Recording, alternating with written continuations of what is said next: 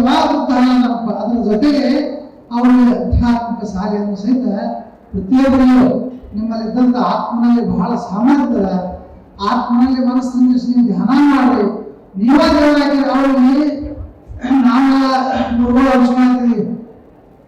ನಮಗೆ ಯಾರ್ಯಾರ ನಮಸ್ಕಾರ ಅಂದ್ರೆ ಅಪಮಾನ ಆಗೈತಿ, ಕಾಲು ಹಿಡಿದು ನಮಸ್ಕಾರ ಮಾಡಿದ್ರೆ ಅಪಮಾನ ಆಗೈತಿ.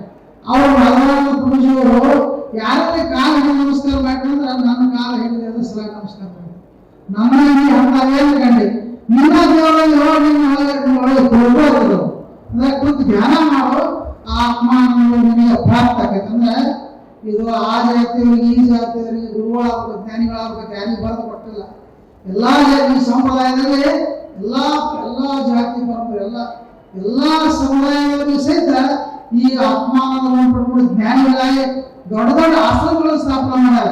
ಇಲ್ಲಿ ಮಹಾರಾಷ್ಟ್ರದಲ್ಲಿ ಕೊಂಡಲ ಮಾಡಿದಂತ ಆಗಿದ್ದಾರೆ, ಅವರು ಡೋರ್ಸ್ ಮಾಡಿದವರು, ಬಾಲಕೃಷ್ಣ ಮಹಾರಾಜರು, ಈಗ ಎಲ್ಲಾ ಸಮಾಜದಲ್ಲೂ ಗುರುಮೇಶ್ವರ ಮಹಾರಾಜರ ಉಪದೇಶವನ್ನು ಕೊಟ್ಟು ಈ ಸಮಾಜ ಜಗತ್ತನ್ನು ಉದ್ಧಾರ ಮಾಡಿದಂಥ ಸಂಪ್ರದಾಯ, ಈ ಸಂಪ್ರದಾಯದ ಒಂದು ನೂತನ ಅಂದ್ರೆ ಆ ಮಾಧವಾನಂದ ಪ್ರಭುಜಿ ಅವತಾರ ಪುರುಷರ ಈ ಒಂದು ದೇವಸ್ಥಾನದ ಉದ್ಘಾಟನಾ ಸಮಾರಂಭ ಮತ್ತು ಅಷ್ಟೇ ಅದನ್ನ ದೇವರ ಸಂಗೊಳ್ಳಿ ರಾಯಣ್ಣನ ಮೂರ್ತಿಯನ್ನ ಅನಾವರಣ ಮಾಡುವಂಥ ಕಾರ್ಯದಲ್ಲಿ ಎಲ್ಲ ಕಾರ್ಯಕ್ಕೂ ಅವರು ಈ ರಾಜ್ಯದ ಅತ್ಯಂತ ಜನಪ್ರಿಯ ಮುಖ್ಯಮಂತ್ರಿಗಳಾದಂಥ ಸಿದ್ದರಾಮಯ್ಯ ಎಲ್ಲ ಕಾರ್ಯವನ್ನು ನೆರವೇರಿಸ್ಯಾರೆ.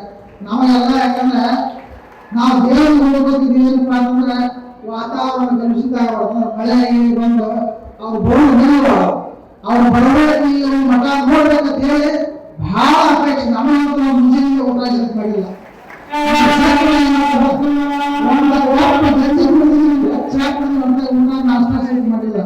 ನಮಗೆ ಯಾಕಂದ್ರೆ ನಮ್ಮ ರಾಜ್ಯದಲ್ಲೂ ಇಂಥ ಮಠ ಇರೋದು ಅಂಥವ್ರಿಗೆ ಕಲ್ಪನೆ ನಾವೇನು ಬೇರೆ ಅಪೇಕ್ಷೆ ನಮಗೆ ಏನಿಲ್ಲ.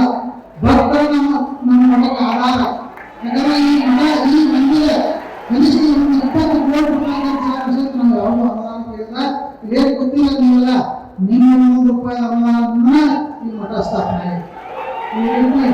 ಈ ಸಂಪ್ರದಾಯ ಮಠ ಏನಪ್ಪಾ ಅಂತಂದ್ರೆ ಬಡವರ ದೀನ ದಲಿತರ ಅವ್ರು ಮಾಧವಾನಂದ ಪ್ರಭುಗಳು ತಾವು ಮಾಡೋದನ್ನ ಈ ಪರಂಪರೆ ಕಲಿಸಿದಾರ. ಆ ರೀತಿ ತಾವೆಲ್ಲ ಈ ಒಂದು ಕಾರ್ಯಕ್ರಮದಲ್ಲಿ ಒಂದು ಸ್ವಲ್ಪ ಅಭ್ಯಾಸ ಮಾಡ್ಕೊಳ್ಳೋದು, ಅದನ್ನು ಮಾಡ್ಕೊಳ್ಳೋದು, ಬೆಳಗ್ಗೆ 10 ಗಂಟೆಯಿಂದ ಈ 3 ಗಂಟೆ ಸಮಯದ ಸಹಿತ ಅವರೆಲ್ಲ ಇಂಥವ್ರೊಬ್ಬರ ಈ ರಾಜ್ಯದ ಮುಖ್ಯಮಂತ್ರಿಗಳು ಬರ್ತಾರ, ಅವ್ರು 4 ಮಾತುಗಳನ್ನು ಕೇಳಬೇಕು. ಅವರೆಲ್ಲ ಸಾಮಾನ್ಯ ಸಲುವಾಗಿ, ದೀನ ದಲಿತರ ಸಲುವಾಗಿ, ಅತ್ಯಂತ ಕಡು ಬಡವರ ಸಲುವಾಗಿ ಅವರೆಲ್ಲ 5 ಗ್ಯಾರಂಟಿಗಳು ನಿಮಗೆಲ್ಲ ಗೊತ್ತದ.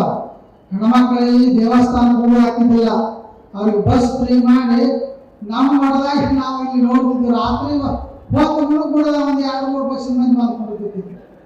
ಅದ್ರ ಅರ್ಥ ಅದೆಲ್ಲ ಅವರು ಎಲ್ಲ ಕರ್ನಾಟಕದಲ್ಲಿ ಇದ್ದಂಥ ಎಲ್ಲ ದೇವಸ್ಥಾನಗಳನ್ನು ಫ್ರೀಯಾಗಿ ತೋರಿಸಿದ್ರು. ಯಾಕಂದ್ರೆ ಕೆಲವೊಂದು ದುಃಖ ಕೊಟ್ಟು ನೋಡುದು ದೇವಸ್ಥಾನಗಳು ಹೋಗೋದಾಗಿಲ್ಲ ಅಂತ ಒಂದು ಕಾರ್ಯ ಮಾಡ್ಯಾರ. ಮತ್ತು ಬಡವರಲ್ಲಿ ಅತ್ಯಂತ ಜನಪ್ರಿಯವಾದಂಥ ಮುಖ್ಯಮಂತ್ರಿ ಅನಿಸ್ಕೊಂಡಾರ. ಅವರ ಕೈಯಲ್ಲಿ ಸಾಕಷ್ಟು ಕೆಲಸಗಳಾಗ್ಯಾವ. ಅದಲ್ಲದೆ ನಮ್ಮ ಭಾಗದ ನಮ್ಮ ಜಿಲ್ಲೆಯ ನಮ್ಮ ಎಮ್ಮಿ ಪಾಟೀಲ್ ಸಹಿತ ಈ ಒಂದು ಅವರ ಸಿದ್ದರಾಮಯ್ಯ ಮೊದಲ ಪೀಳಿಗೆದಾಗ ಈ ಭಾಗವನ್ನೆಲ್ಲ ನೀರಾವರಿ ಮಾಡ್ಯಾರ. ನಿಮಗೆಲ್ಲ ಗೊತ್ತಿರುತ್ತೆ. ಯಾಕಂದ್ರೆ ಕುಡಿಲಾಕ ನೀರು ಇರ್ತದಲ್ಲ, ಬಿಜಾಪುರ ಜಿಲ್ಲೆ ಒಳಗೆ ನಾವೆಲ್ಲ ನೋಡಬೇಕು, ಬಬಲೇಶ್ವರ ಆಜುಬಾಜು ಎಲ್ಲ ಈ ಎಲ್ಲ ಇನ್ನೂ ಸಹಿತ ಬಾಯಿ ಒಳಗೆ ಮ್ಯಾಗ ನೀರು ಕುಡಿಬೇಕು, ಅಷ್ಟೊಂದು ಅನುಕೂಲತೆಗಳನ್ನು ಮಾಡಿದಾರ. ನಾವೆಲ್ಲ ಇಲ್ಲೇ ಶಾಂತ ಸ್ಥಿತಿಯಿಂದ ಈ ಕಾರ್ಯಕ್ರಮ ಆಲಿಸಿದ್ದೀವಿ. ಸಿದ್ದರಾಮಯ್ಯ ಸಾಹೇಬರು ಮಾತಾಡುವಾಗ ಶಾಂತ ಸ್ಥಿತಿಯಿಂದ ಕೂತು ಅವ್ರ ಮಾತುಗಳನ್ನು ಕೇಳಬೇಕಂತ ನಾನು ಹೇಳ್ತೀನಿ.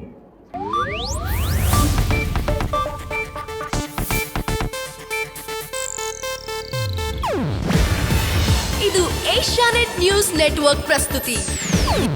ನೀವು ನೋಡ್ತಿದ್ದೀರಾ ಏಷ್ಯಾನೆಟ್ ಸುವರ್ಣ ನ್ಯೂಸ್.